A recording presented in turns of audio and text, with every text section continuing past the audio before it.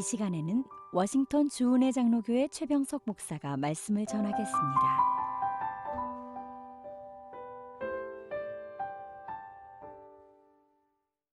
이 거룩한 주일에 하나님께서 우리에게 허락하신 말씀은 마태복음 1장 18절에서 25절 말씀입니다. 예수 그리스도의 나심은 이러하니라. 그의 어머니 마리아가 요셉과 약혼하고 동거하기 전에 성령으로 잉태된 것이 나타났더니 그의 남편 요셉은 의로운 사람이라. 그를 드러내지 아니하고 가만히 끊고자 하여 이 일을 생각할 때에 주의 사자가 현몽하여 이르되 다윗의 자손 요셉아 내 아내 마리아를 데려오기를 무서워하지 말라. 그에게 잉태된 자는 성령으로 된 것이라. 아들을 낳으리니 이름을 예수라 하라. 이는 그가 자기 백성을 그들의 죄에서 구원할 자이심이라 하니라. 이 모든 일이 된 것은 주께서 선지자로 하신 말씀을 이루려 하심이니 이르시되 보라 처녀가 잉태하여 아들을 낳을 것이요 그의 이름은 임마누엘이라 하리라 하셨으니 이를 번역한즉 하나님이 우리와 함께 계시다 함이라. 요셉이 잠에서 깨어 일어나 주의 사자의 분부대로 행하여 그의 아내를 데려왔으나 아들을 낳기까지 동침하지 아니하더니 낳음의 이름을 예수라 하니라. 아멘. 저는 이 귀한 주일에 허락하신 말씀을 힘입어서 의로운 사람이라는 제목으로 말씀을 증거하고자 합니다. 미술의 역사를 보면 천사가 마리아에게 성령으로 메시아 되시는 예수님을 잉태할 것을 알리는 수태고지를 묘사한 성화가 많습니다. 그런데 그 수태고지 장면에 등장하는 요셉은 여러분 보통 졸거나 천사와 마리아에게 눈길조차 주지 않는 모습으로 나옵니다. 지금 여러분이 보시고 있는 이 그림도 마찬가지입니다. 이 성화는 지금의 네덜란드, 벨기에, 프랑스 경계죠. 플랑드르의 대가로 알려졌던 로베르 칼팽의 메로드 제단화 속의 수태고지 장면입니다. 이 그림도 보시면 예수님의 육신의 아버지 요셉은 아예 제단화의 중앙 패널에서 쫓겨나서 오른쪽 날개 패널에 그려져 있습니다. 그것도 천사와 마리아하고는 전혀 상관이 없는 듯 오직 목수의 일에만 집중하는 모습으로 말입니다. 심지어 우리가 잘 알고 있는 레오나르도 다빈치의 이집트로의 피신이라는 성화를 보면 요셉이 그 길을 주도하고 있는 인물임에도 불구하고 그림에서조차 아예 요셉을 그리지 않았음을 알 수 있습니다. 사랑하는 성도 여러분, 이상하지 않습니까? 왜 과거 성화를 그린 화가들은 요셉을 이렇게 드러나게 푸대접을 하고 있을까요? 여러분, 그런 데는 이유가 있습니다. 요셉이 예수님의 탄생에 전혀 관여하지 않았음을 시각적으로 보여주기 위해 취했던 미술사적 전통이기 때문입니다. 그런데 여러분 그거 아십니까? 예수님께서 인간의 몸으로 이 땅에 오실 수 있었던 것은 사실 마리아와 요셉의 헌신과 순종이 없었다면 불가능한 일입니다. 마리아는 처녀의 몸으로 임신했습니다. 이것이 알려지면 사랑하는 남자에게 버림받을 수 있습니다. 집안에서 쫓겨날 수도 있습니다. 그리고 당시의 율법대로 돌에 맞아 죽임을 당할 수 있습니다. 그럼에도 불구하고 마리아는 하나님의 말씀을 믿었습니다. 그리고 죽음을 초월한 순종을 보여줍니다. 자, 그렇다면 요셉은 어떻습니까? 함께 주신 말씀을 하나하나 살펴보면서 요셉이 어떻게 예수님께서 이 땅에 오신 사건을 완전한 스토리가 되게 헌신했는지 살펴보겠습니다. 18절 말씀을 보십시오. 예수 그리스도의 나심은 이러하니라. 그의 어머니 마리아가 요셉과 약혼하고 동거하기 전에 성령으로 잉태된 것이 나타났더니. 무슨 말씀입니까? 예수님의 모친 되시는 마리아가 요셉과 정혼하고 동거하기 전의 상태인데 임신을 했다는 것입니다. 유대인의 결혼식은 세 가지 과정을 통해 이루어집니다. 첫 번째는 약혼의 과정, 두 번째는 정혼의 과정, 그리고 마지막 세 번째는 결혼의 과정입니다. 약혼은 당시 당사자들이 어렸을 때 부모끼리 결정을 하는 것입니다. 결혼은 너무 중요하기 때문에 당사자의 결정만으로 다 이루어질 수 없기 때문입니다. 그래서 가문으로서 부모가 미리 결혼을 약속을 합니다. 그런데 이 약혼은 법적 효력을 갖지는 않습니다. 약혼의 다음 과정은 정혼입니다. 오늘 우리가 읽은 말씀에 약혼이라고 나오지만 이 때는 사실 정혼한 후였습니다. 정혼이란 약혼한 결혼 당사자들이 성년이 된 후에 부모의 결정을 따를 것인지 따르지 않을 것인지를 결정하는 것을 말합니다. 아직 결혼식은 올리지 않았지만 이 정혼은 결혼과 똑같은 법적 효력을 가집니다. 오늘날로 말하자면 혼인신고를 한 것과 같다는 거죠. 따라서 정혼한 후에는 파혼이 있을 수 없습니다. 그때는 이혼이 됩니다. 정혼을 하면 결혼과 같이 구약 율법의 제한을 받기 때문입니다. 정혼의 다음 과정은 결혼입니다. 정해진 1년의 정혼 기간 동안 결혼을 앞두고 몸과 마음, 함께 살 집, 그리고 집기들을 준비합니다. 그리고 신랑이 신부를 자기 집으로 데려와서 함께 사는 것이 결혼입니다. 그런데 마리아는 율법의 제한을 받는 정혼한 상태입니다. 그 마리아가 임신을 했습니다. 있을 수 없는 일이 일어난 거죠. 19절 말씀을 보시기 바랍니다. 그의 남편 요셉은 의로운 사람이라 그를 드러내지 아니하고 가만히 끊고자 하여. 성경은 요셉에 대해서 아주 짧게 의로운 사람이라고 정의합니다. 과거 구약시대에 정의하는 의로운 사람이란 율법에 순종하는 사람을 말합니다. 쉽게 말하자면 법대로 사는 사람입니다.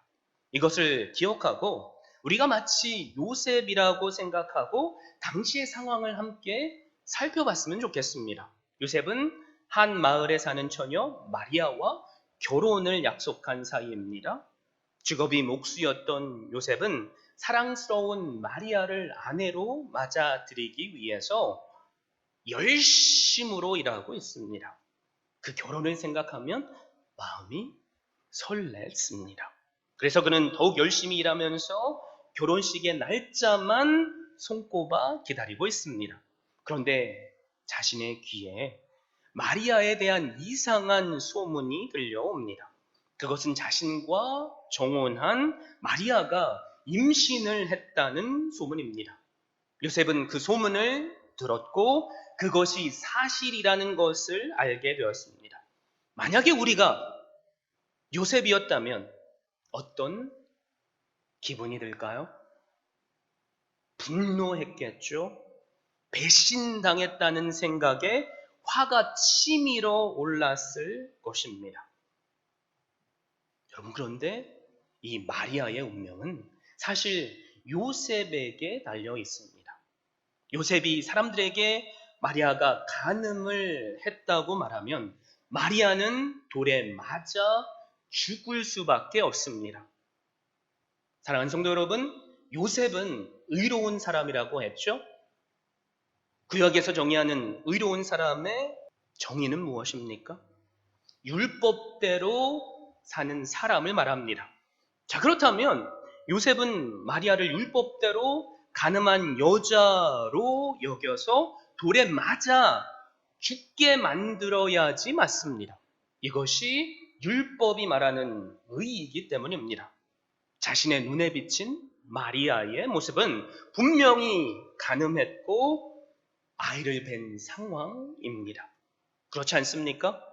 다시 말씀드리지만 율법에 따라 요셉에게는 혼전에 임신한 사실을 알려 마리아가 돌에 맞아 죽게 할 수 있었습니다.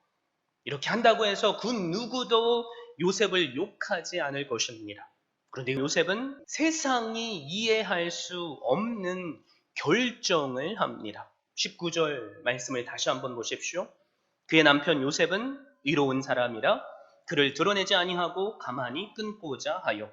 요셉은 마리아가 처녀의 몸으로 임신한 사실을 분명히 알고도 그것을 드러내지 않았습니다. 세상에 알리지 않았다는 말입니다. 그럼에도 불구하고 성경은 요셉을 의로운 사람이라고 칭합니다. 율법대로 고발하고 돌에 맞아 죽게 해야지 의로운 것 아닙니까? 그렇다면 도대체 그 이유가 무엇이겠습니까? 어떻게 요셉은 자신의 정연녀가 임신한 사실을 알고도 그것을 드러내지 않고 가만히 끊고자 했을까요? 왜 성경은 이런 요셉을 더 나아가 의로운 사람이라고 정의하고 있을까요? 그런 데에는 분명한 이유가 있습니다. 요셉은 사람은 사랑하고 죄는 미워했기 때문입니다. 다시 한번 말씀드립니다. 요셉은 사람은 사랑하고 죄는 미워하는 의로운 사람이었기 때문입니다. 신명기 22장에 보면 처녀가 혼전 임신을 한 것이 세상에 알려지면 율법에 의해서 돌에 맞아 죽어야 했습니다. 만약에 요셉이 이 일을 숨기지 않고 사람들에게 말했다면 마리아는 영락 없이 돌에 맞아 죽임을 당했을 것입니다. 마리아가 수천 번 사람들에게 자신이 잉태한 아이는 성령의 권능으로 된 것이라고 말한다고 할지라도 요셉조차도 믿을 수 없는데 사람들이 믿었겠습니까? 죽임을 당했을 것입니다. 그런데 마리아를 향한 요셉의 사랑을 우리는 발견합니다. 요셉은 사랑은 허다한 허물을 덮는 것이라는 베드로전서 4장 8절의 말씀을 몸소 실천하고 있습니다. 요셉은 세상에 알리지 않았을 뿐만이 아니라 가만히 끊고자 했다고 성경은 말합니다. 가만히 끊고자 한 것은 이혼을 계획한 것입니다. 요셉은 마리아가 그의 정혼녀이고 깊이 사랑했지만 마리아가 아이를 임신한 것이 성령에 의해서 된 것이라는 것을 믿지 못했습니다. 그러기에 사람은 분명히 사랑했지만 죄와는 타협할 수 없기 때문에 용납할 수 없다는 마음으로 끊으려고 한 것입니다. 사랑하는 성도 여러분, 이것이 바로 성경에서 말하는 의로운 사람의 정의입니다. 주신 말씀을 통해 사람은 사랑하되 죄는 미워하고 끊어버리려 하는 요셉의 신앙을 우리도 본받을 수 있기를 바랍니다. 그러나 우리가 조심해야 할 것이 있습니다. 우리는 사람을 사랑하다가 죄까지 사랑하고 타협하는 오류를 범하기 쉽습니다. 또한 죄를 미워하다가 사람까지도 미워하기가 쉽다는 것을 명심해야만 합니다. 성도된 우리가 사람을 사랑하다가 죄까지 사랑하게 되면 같이 망할 수밖에 없습니다. 반면에 죄를 미워하다가 사람까지 미워하면 이것 또한 범죄하고 사랑을 잃어버리는 것이 됩니다. 저에게 이 시간 여기 계신 한 분 한 분에게 소망이 있다면 우리 모두는 요셉처럼 사람은 사랑하되 죄는 미워하는 의로운 사람들이 될 수 있기를 바랍니다. 성경은 이런 요셉을 가리켜 의로운 사람이라고 선언합니다. 세상의 관점에서 보면 이상한 사람일지 모르지만 요셉은 하나님께서 보시기에 실로 의로운 사람이었습니다. 율법이란 남을 정죄하고 심판하는 것이 아니라 사랑과 용서가 그 핵심이 되는 것을 삶으로 보여준 요셉이었기 때문입니다.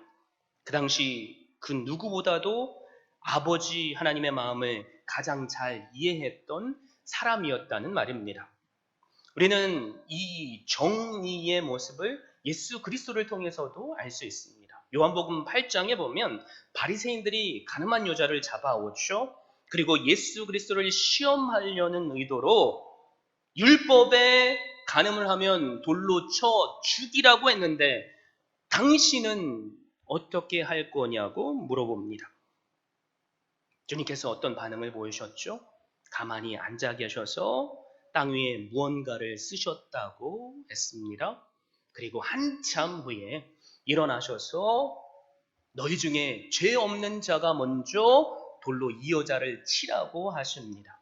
그리고 또 앉으셔서 땅에다가 무언가를 쓰십니다.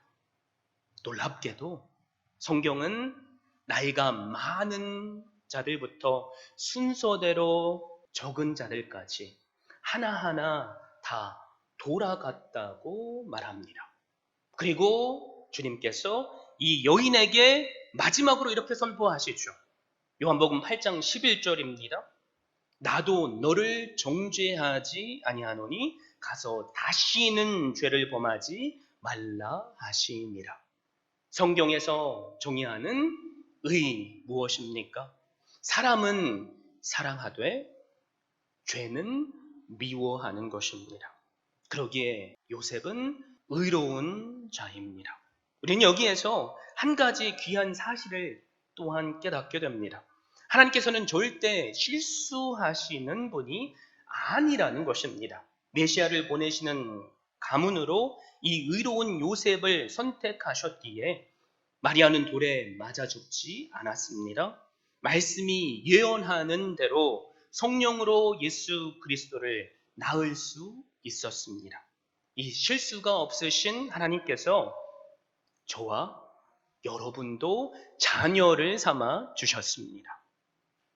그러므로 우리는 먼저 그 하나님께 감사할 수 있어야만 합니다.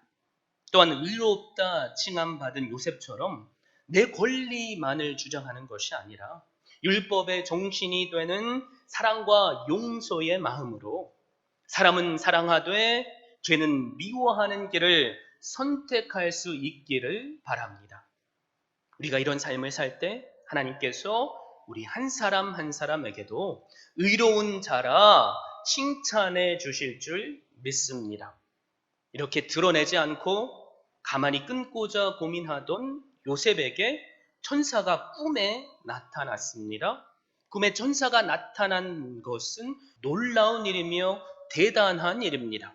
그것은 하나님의 계시가 다시 시작되는 것을 의미하기 때문입니다. 당시 유대인들은 하나님의 계시가 끊어진 암흑기를 살고 있었습니다. 구약의 선지자들이 끊어졌습니다. 천사도 나타나지 않습니다. 꿈에서조차 하나님은 침묵하셨습니다. 우리는 마태복음 1장의 말씀을 보고 천사를 통해 말씀을 주시는 모습을 보지만 구약의 맨 마지막 말라기 선지자의 시대로부터 신약의 마태복음 1장 단 한 장의 그 사이에는 무려 400년이라는 침묵의 기간이 있었음을 알아야만 합니다. 그러기에 유대인들은 400년 동안 간절히 메시아를 기다리고 있었습니다. 그런데 마침내 천사가 요셉의 꿈에 나타난 것입니다. 400년간 끊어졌던 하나님의 계시가 다시 열렸습니다. 하나님께서 그의 백성들에게 친히 찾아오셨다는 말입니다. 여러분, 이것을 우리는 별로 감흥 없이 들을 수 있습니다. 그러나 마태가 기록한 이 책을 앞으로 읽게 될 유대인들에게는 이것은 아주 큰 감동의 사건입니다. 그런데 나타난 천사의 말을 듣고서 요셉은 자신에게 무슨 일이 일어나고 있는지를 깨닫게 됩니다. 오늘 우리들도 마찬가지입니다. 하나님과의 교통이 없이는 여러분 우리도 암흑과도 같은 삶을 살 수밖에 없습니다. 하나님의 말씀이 없다면 우리도 영적으로 황폐한 삶을 살 수밖에 없습니다. 우리 가운데 혹시 기도가 안 되는 분 계십니까? 주님 앞에 나와서 매달려 보고 싶은데 그것이 잘 안 되는 분이 계십니까? 그럼에도 불구하고 주님 앞에 나올 수 있기를 바랍니다. 왜 그렇습니까? 비록 당시 이스라엘 사람들이 400년의 암흑기를 보내고 있었지만 우리에겐 신구약되는 살아계신 하나님의 말씀이 주어졌기 때문입니다. 그러므로 주님 앞에 우리가 기도함으로 나오고 또 말씀을 들을 수 있는 자리에 나오면 하나님께서는 오늘을 사는 우리에게 분명히 말씀해 주십니다. 이 시간이 나에게 주시는 놀라운 은혜의 말씀의 시간이 되기를 주님의 이름으로 축원드립니다. 그래서 요셉처럼 지금 내 인생 가운데 비록 내가 고난을 겪고 있지만 내가 어려운 상황이지만 병들어서 낙심된 상황이고 앞날을 알 수 없는 상황이지만 하나님께서 나에게 계획하신 놀라운 은혜가 무엇인지 깨닫고 또 받아 누리는 복된 삶 살 수 있기를 바랍니다. 천사가 나타나서 요셉에게 선포하죠. 20절 하반절과 21절 말씀입니다. 다윗의 자손 요셉아, 내 아내 마리아 데려오기를 무서워하지 말라. 그에게 잉태된 자는 성령으로 된 것이라. 아들을 낳으리니 이름을 예수라 하라. 이는 그가 자기 백성을 그들의 죄에서 구원할 자이심이라 하니라.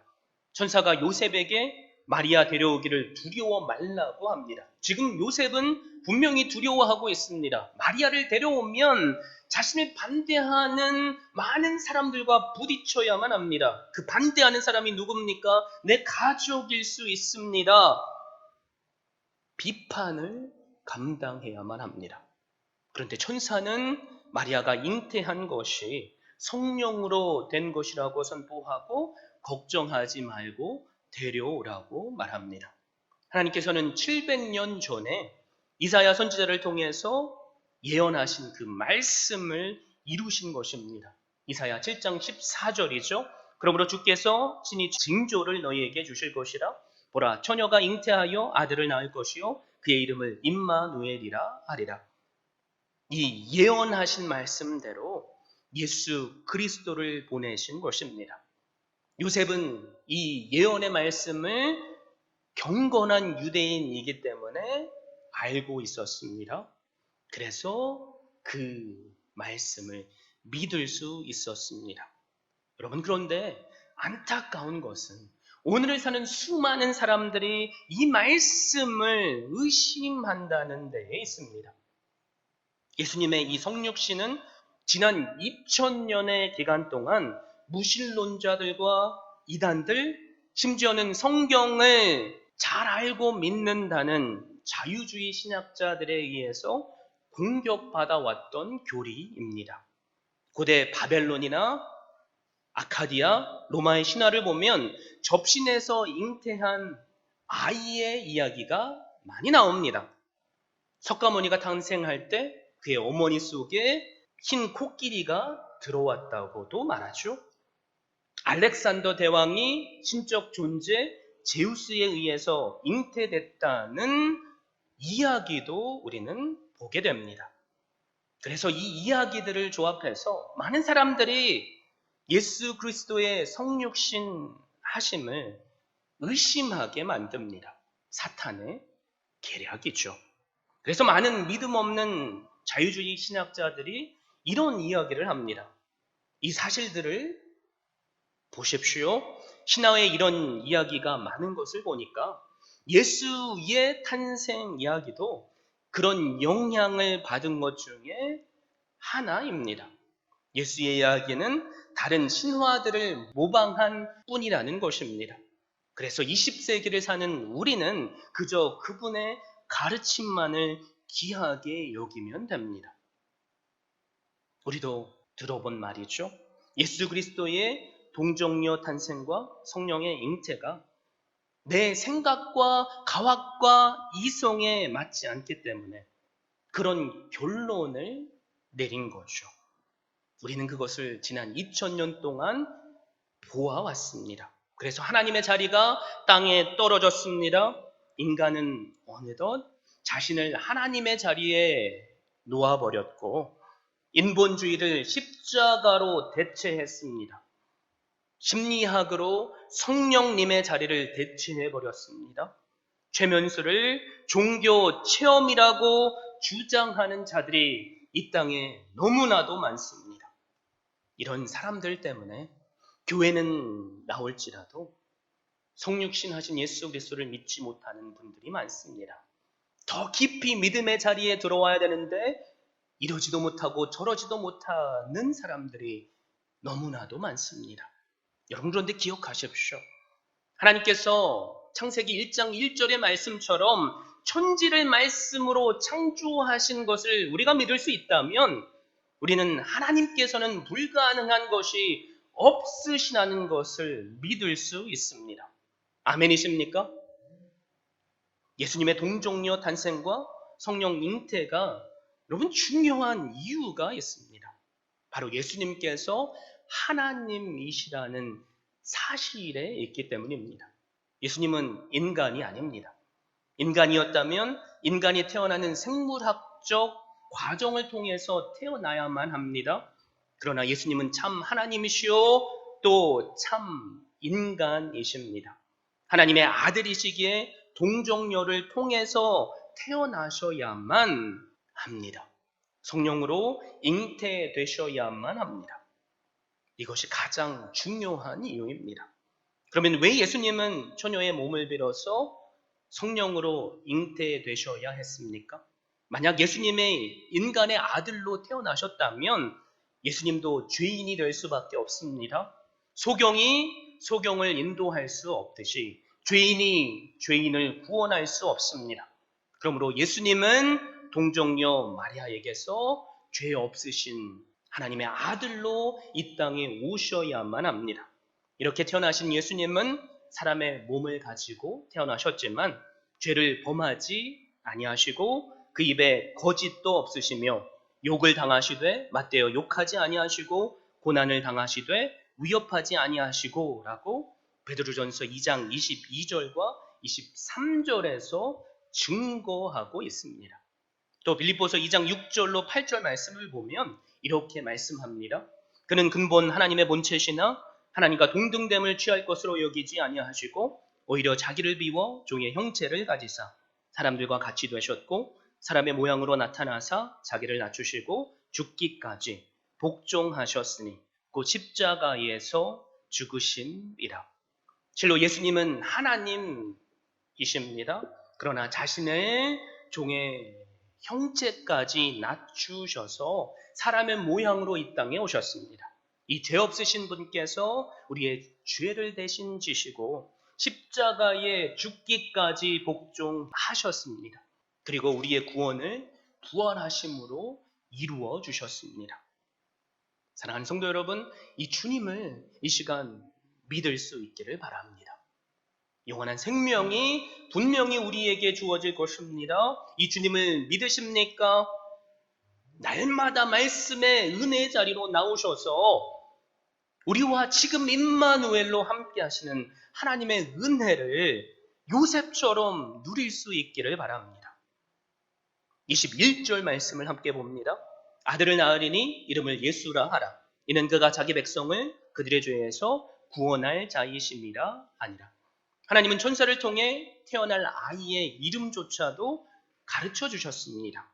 예수라는 이름은 여호와는 구원이시다라는 뜻이 있습니다. 그 이름 자체가 예수님이 이 땅에 오신 이유와 목적이 무엇인지를 우리로 알게 해줍니다. 예수님은 죄로 죽을 수밖에 없는 우리를 구원하시기 위해서 이 땅에 오셨습니다. 그래서 요한복음 3장 16절 우리가 너무나도 잘 알고 있죠. 하나님이 세상을 이처럼 사랑하사 독생자를 주셨으니 이는 그를 믿는 자마다 멸망하지 않고 영생을 얻게 하려 하심이라 라고 성경은 선포합니다. 예수 그리스도께서 이 땅에 오신 이유가 무엇입니까? 바로 자기의 백성을 구원하시기 위해서입니다. 히브리서 9장 22절에 분명히 선포하죠. 율법을 따라 거의 모든 물건이 피로써 정결케 되나니 피 흘림이 없은즉 사함이 없느니라. 구약시대에는 동물을 잡아서 그 피를 제단에 뿌림으로 지은 죄를 용서받았습니다. 그런데 이제는 예수님께서 십자가의 어린 양이 되셔서 당신의 피를 우리를 위해서 흘리심으로 우리가 그 피 때문에 영원한 속죄함을 받았습니다. 21절을 그런데 다시 한번 보십시오. 아들을 낳으리니 이름을 예수라 하라. 이는 그가 자기 백성을 그들의 죄에서 구원할 자이심이라 하니라. 예수님께서 이 땅에 오신 이유는 자기 백성을 죄에서 구원하시기 위해서입니다. 여기서 우리가 깨달아야 할 것이 있습니다. 그것이 무엇입니까? 모든 사람들이 다 예수 그리스도의 백성이 되는 것은 아니라는 것입니다. 예수님은 요한복음 10장 26절 27절에서 말씀을 듣고도 믿지 않고 순종하지 않는 사람들을 향해서 이렇게 선포하십니다. 너희가 내 양이 아니므로 믿지 아니하는도다. 내 양은 내 음성을 들으며 나는 그들을 알며 그들은 나를 따르느니라. 예수님은 오직 당신의 백성을 구원하시기 위해서 이 땅에 오셨습니다. 그렇다면 누가 그분의 백성입니까? 요한복음 1장 12절에 우리로 분명히 말씀하죠.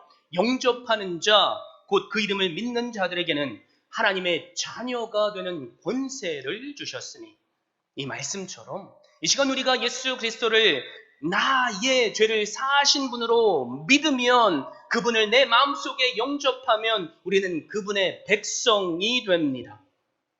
우리에게 그런 권세가 주어졌습니다. 여러분께 한번 묻습니다.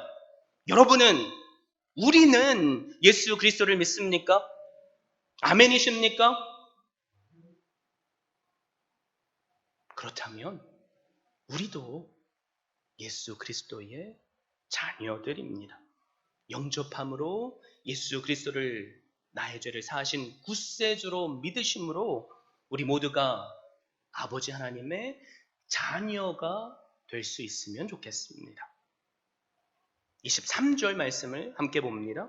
보라, 처녀가 잉태하여 아들을 낳을 것이요 그의 이름은 임마누엘이라 하리라 하셨으니 이를 번역한 즉 하나님이 우리와 함께 계시다 함이라. 임마누엘이라는 말의 뜻은 하나님이 우리와 함께 계시다라는 말입니다. 요한복음 1장 14절에 보니까 말씀이 육신이 되어 우리 가운데 거하심에 우리가 그의 영광을 보니 아버지의 독생자의 영광이요 은혜와 진리가 충만하더라 라고 선포합니다. 마태복음 28장 20절에서도 주님께서는 십자가를 지시고 돌아가시고 또 하늘에 올라가시기 전에 볼지어다 내가 세상 끝날까지 너희와 함께 하겠다는 약속을 주셨습니다. 우리는 죄로 말미암아 영원히 멸망할 수밖에 없던 죄인들이었습니다. 그러나 예수님의 십자가의 공로를 믿음으로 죄 사함을 받았습니다. 또한 하나님 앞에서 의롭다 칭함을 받게 되었고 하나님을 아빠, 아버지라고 부를 수 있는 특권이 주어졌습니다. 예수 그리스도를 영접하십시오. 그분을 믿으십시오. 그래서 우리와 함께 하시는 성령 하나님의 은혜를 영원토록 누릴 수 있기를 바랍니다. 이 임마누엘의 진리, 지금 이 시간 우리와 성령 하나님으로 함께 하시는 그분의 진리를 믿을 수 있기를 바랍니다. 사랑하는 성도 여러분, 요셉은 의로운 사람이라고 했습니다. 요셉은 사람은 사랑하되 죄를 미워하는 자였기 때문입니다.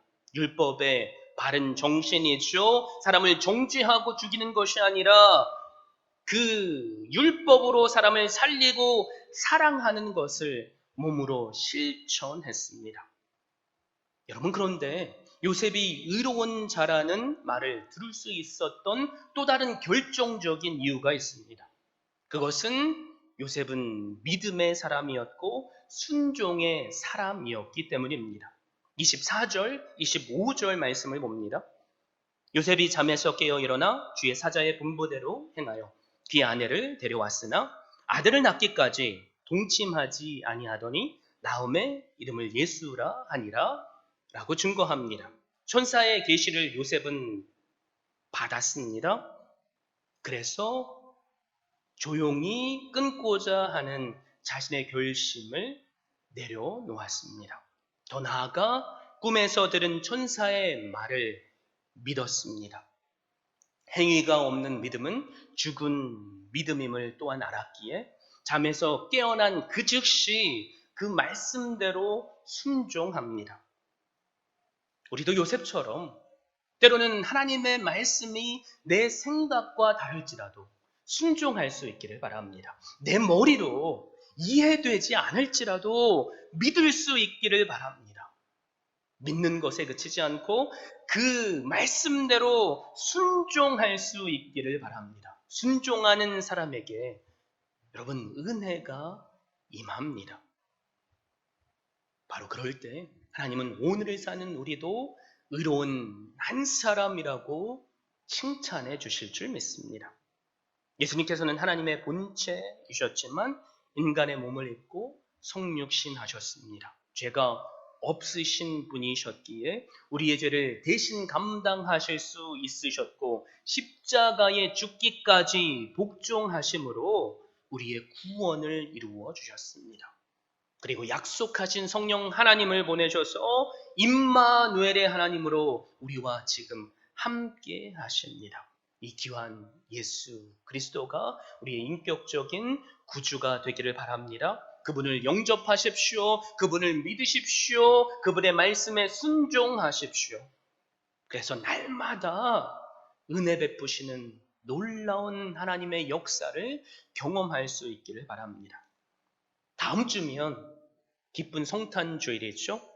이 성탄절이 있기까지 믿음의 용기를 가지고 묵묵히 자신의 삶을 희생하며 순종한 인물들이 있었습니다. 그들이 없었다면 성탄절은 올 수 없었을 것입니다. 그들이 누구입니까?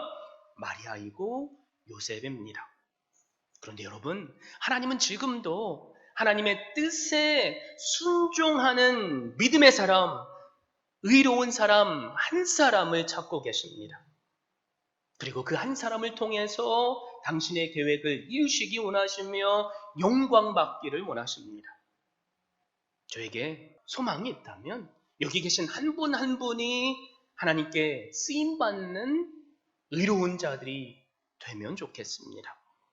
우리가 어떻게 하나님께 쓰임을 그렇다면 받을 수 있습니까? 예수님께서 이 땅에 오신 이유를 우리가 선포하는 삶을 살면 됩니다. 특별히 우리 가족 가운데 그것을 믿지 못하는 분이 있다면 내가 만난 주님, 나를 오늘 죄사하시고 영원한 생명을 누리게 하시는 그 예수님을 이번 한 주간 동안 믿음으로 증거해 보십시오. 또 이웃에게 내가 만나는 사람에게 전해 보십시오. 어떤 한 목사님이 이런 고민을 저에게 나눠주신 것이 기억이 납니다. 그 목사님께서 섬기시는 교인 가운데 이런 귀한 질문을 하신 분이 계시답니다. 목사님, 요즘처럼 팬데믹으로 마음대로 갈 수 없고 만날 수 없는 상황 속에 어떻게 우리는 전도하는 삶을 살아야 합니까?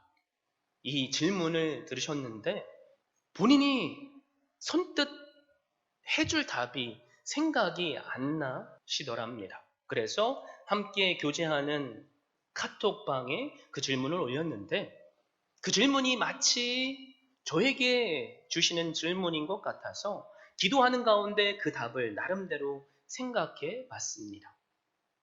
직접 적극적으로 나가서 만날 수 없는 상황이죠. 요즘같이 코로나의 상황이 더 악화되는 상황이면 말입니다. 그런데 주님은 저에게 이런 지혜를 주십니다. 네가 사랑하는 가족에게부터 그 일을 하라. 네가 만나는 사람들로부터 그 일을 해라. 그리고 그 말씀을 온라인으로 또 메시지로 카톡으로 전도 대상자들에게 매주 한번 보내봐라. 지난주부터 우리 교회 여러분 교회 유튜브 채널에 가면 매주 주일 말씀이 올라옵니다. 그 말씀을 나 혼자만 듣고 내 걸로만 취하지 마시고 내 사랑하는 가족에게 또 이웃에게 전해줄 수 있기를 바랍니다. 그것이 오늘 우리가 할 수 있는 전도의 본이 됩니다. 이번 한 주간 여러분 기도하시면서 누군가에게 내가 이 귀한 성탄의 진리를 선포할 것인가 생각해 보십시오. 그래서 최소 한 명에게라도 그것을 증거하시고 또 오늘의 말씀을 보내주심으로 이 땅에 오신 예수 그리스도를 요셉과 마리아처럼 예비하며 성탄의 그 귀한 날을 온전한 하나님의 말씀이 이루어지기까지 헌신한 오늘 사는 또 다른 요셉과 마리아가 우리 모두가 될 수 있기를 주님의 이름으로 축원드립니다. 지금까지 워싱턴 주은혜 장로교회 최병석 목사였습니다. 주은혜 교회는 오직 하나님만을 높이고 말씀만이 선포되며 제자를 세워 세상을 변화시키는 교회입니다. 이를 위해 첫째, 하나님만을 예배하는 교회, 둘째, 가정을 세우는 교회, 셋째, 다음 세대를 깨우는 교회, 넷째, 세계 선교에 헌신하는 교회, 다섯째, 제자 삼는 교회. 이상 5가지의 핵심 가치를 두고 섬기고 있습니다. 워싱턴 주은혜 장로교회 주일 예배는 오전 11시, 수요 예배는 오후 8시, 새벽 예배는 화요일부터 토요일 오전 6시에 드리며 주소는 12851 나이트 아크로드, 페어팩스, 버지니아 22030입니다. 여러분을 예배의 자리로 초청합니다.